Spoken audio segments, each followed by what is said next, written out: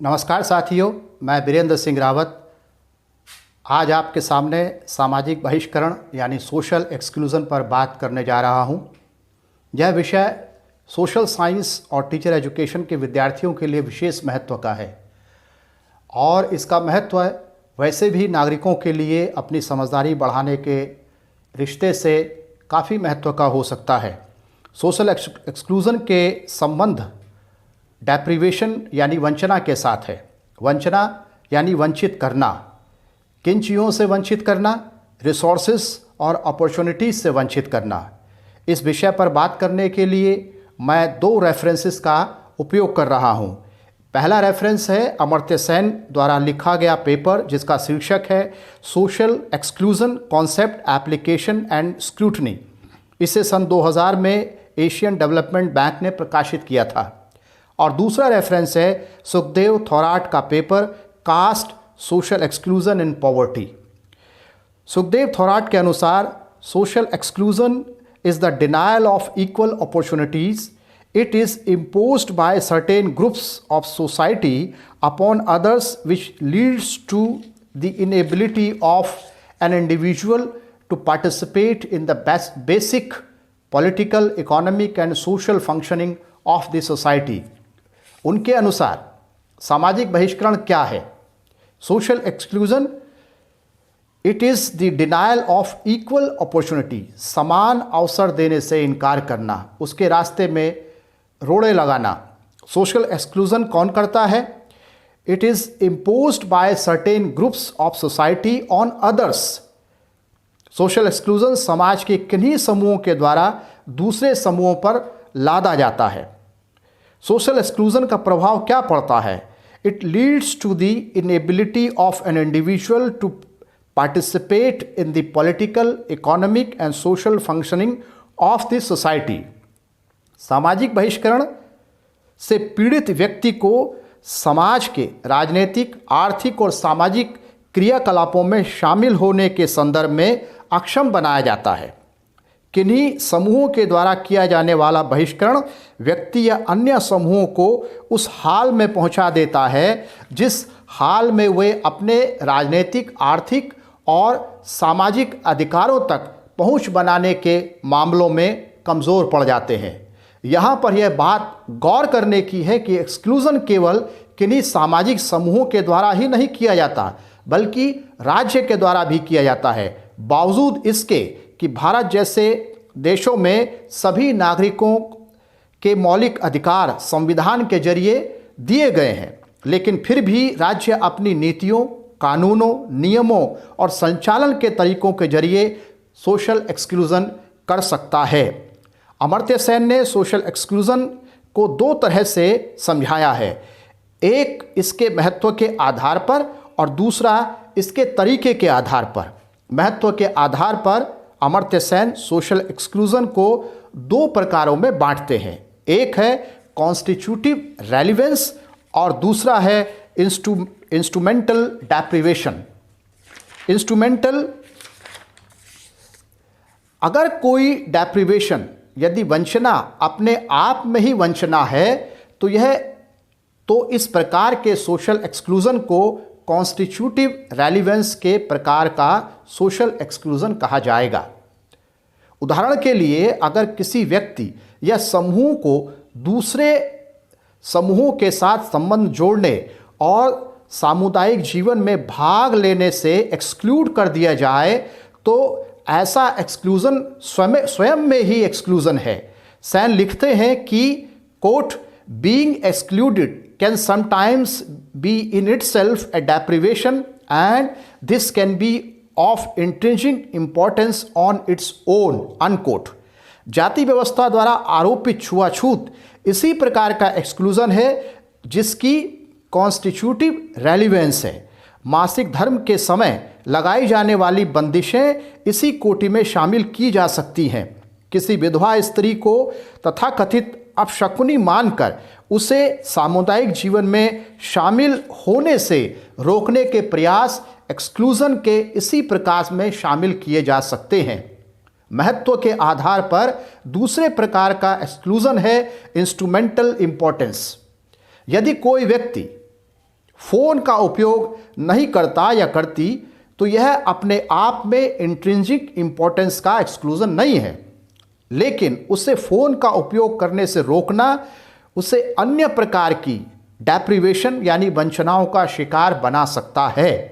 अमर्त्य सेन बताते हैं कि भूमिहीन होना एक इंस्ट्रूमेंटल डेप्रिवेशन है जिसके कारण लोग मजदूर बनने को विवश होते हैं, लेकिन ऐसे समाज में जहां जमीन के साथ कोई मजबूत और पुरानी मूल्य व्यवस्था जुड़ी हुई हो, उस केस में लैंडलेस होना यानी भूमिहीन होना कॉन्स्टिट्यूटिव रेलिवेंस रखता है। सेन बताते हैं कि किन्हीं खास तरह के रिलेशनल डेप्रिवेशन कॉन्स्टिट्यूटिव और इंस्ट्रूमेंटल इंपॉर्टेंस के हो सकते हैं, यानी कुछ खास तरह के रिलेशन ऐसे हो सकते हैं जिनमें कॉन्स्टिट्यूटिव रेलिवेंस भी हो और जो इंस्ट्रूमेंटल इंपॉर्टेंस भी हो उनकी।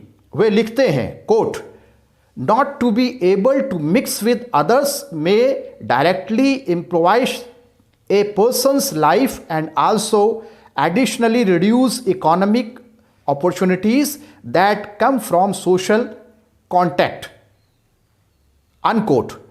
अगर किसी को दूसरे के साथ मिक्स होने से रोका जाता है तो ऐसा करना सीधे सीधे उस व्यक्ति के जीवन को कमज़ोर तो बनाता ही है, साथ ही ऐसा करना उसके आर्थिक तरक्की के अवसरों को भी कम कर देता है, क्योंकि आर्थिक तरक्की सोशल कॉन्टेक्ट से होती है। अमर्त्य सेन की इस बात की जाति, पितृसत्ता और सांप्रदायिकता के संदर्भ में समझ कर देखिए। ये तीनों ही सामाजिक संस्थाएं मिक्स होने देने के खिलाफ है और तीनों ही कॉन्स्टिट्यूटिव और इंस्ट्रूमेंटल किस्म का एक्सक्लूजन करती हैं। अमर्त्य सेन ने एक और तरह के सोशल एक्सक्लूजन की बात की है। वे लिखते हैं quote, the distinction between constitutive relevance and instrumental importance is only one of the distinctions that can be fruitfully used to understand and analyze the nature and reach of social exclusion, unquote।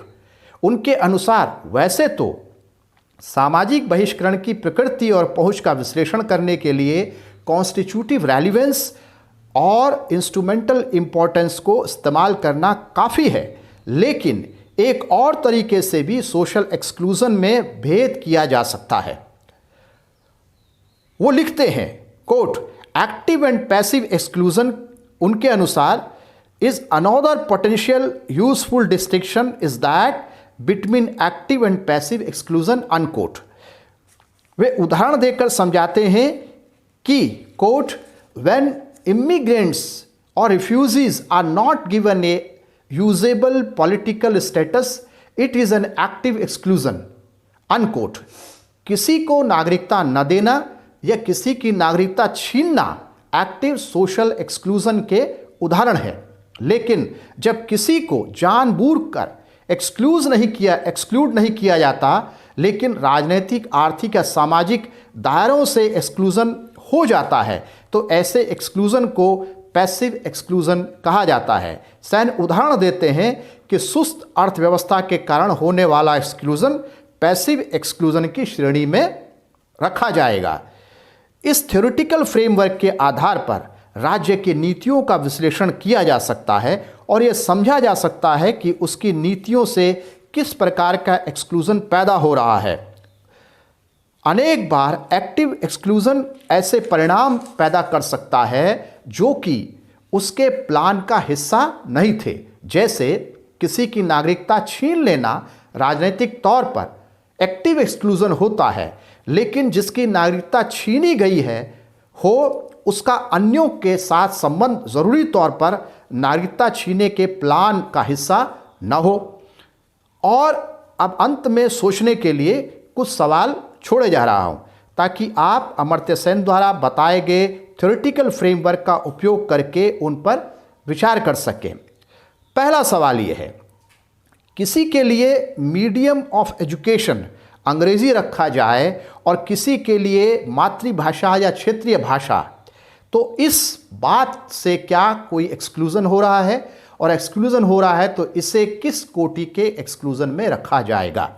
दूसरा, किसी को पहली कक्षा से अंग्रेजी एक विषय के रूप में पढ़ाई जाए और किसी को मातृभाषा या क्षेत्रीय भाषा पहली कक्षा से पढ़ाई जाए, क्या इससे किसी तरह का कोई एक्सक्लूजन पैदा होता है, और अगर होता है तो उसे फिर किस कोटि में रखा जाए। तीसरा, किसी को जाति के आधार पर सार्वजनिक नल या हैंडपंप से उसके नंबर से पानी लेने से रोका जाए तो इस प्रकार का एक्सक्लूजन किस कोटि में आएगा। लड़कियों को देर तक लाइब्रेरी का उपयोग करने से रोका जाना क्या कोई एक्सक्लूजन पैदा करता है जेंडर के आधार पर? अगर करता है तो इसे किस कोटि में रखा जा सकता है। स्कूल जाने से पहले और स्कूल से लौटने के बाद लड़कियों पर घरेलू कामों को लाद देना किस तरह का एक्सक्लूजन पैदा करता है। छुआछूत और जातिगत भेदभाव के अन्य टूल्स का उपयोग कर व्यक्ति और समूह का एक्सक्लूजन करना किस तरह के एक्सक्लूजन में आता है। लेबर लॉज को कमज़ोर किया जाना और उसके आधार पर लेबर की बार्गेनिंग जो पावर है उसमें जो कमी आती है और उससे उनके जो वेतन है और उनकी तनख्वाहें हैं और उनकी दिहाड़ी है उस पर जो असर पड़ता है, इसे किस तरह के एक्सक्लूजन में रखा जा सकता है। किसी क्षेत्र में लंबे समय तक इंटरनेट को बंद कर देना क्या एक्सक्लूजन की में रखा जा सकता है, इसे एक्सक्लूजन के तौर पे समझा जा सकता है, और अगर समझा जा सकता है तो ये एक्सक्लूजन किस तरह का एक्सक्लूजन हो सकता है।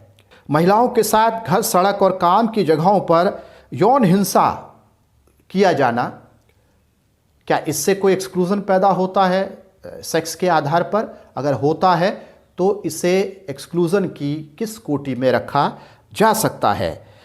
बुनियादी सुविधाएं जैसे हेल्थ, एजुकेशन, पब्लिक ट्रांसपोर्टेशन जैसी जो बुनियादी सुविधाएं हैं उनका निजीकरण किया जाना, उनको कमर्शलाइज करना क्या एक्सक्लूजन पैदा करता है, और करता है तो इस तरह का एक्सक्लूजन जो है वो किस तरह की कोटि में रखा जा सकता है। क्या ये कॉन्स्टिट्यूशन टाइप के एक्सक्लूजन है, क्या ये इंस्ट्रूमेंटल टाइप के एक्सक्लूजन है, क्या ये एक्टिव है, क्या ये पैसिव है, ये किस तरह के एक्सक्लूजन है।